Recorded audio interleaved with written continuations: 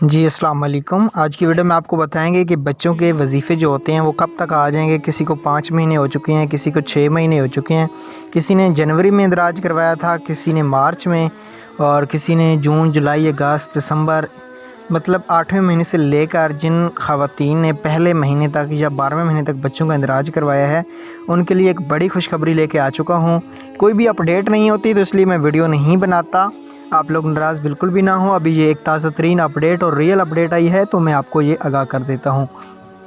یہاں پہ میرے پاس پوسٹ آئی ہے اساس BISP کا جو آفیشیل گروپ ہے، وہاں پہ لکھا ہوا ہے اطلاع عام، السلام علیکم، تمام حضرات کو آگاہ کیا جاتا ہے کہ بچوں کی قسط کچھ ہی دنوں میں چل جائے گی اور خواتین کی قسط جون میں آئے گی۔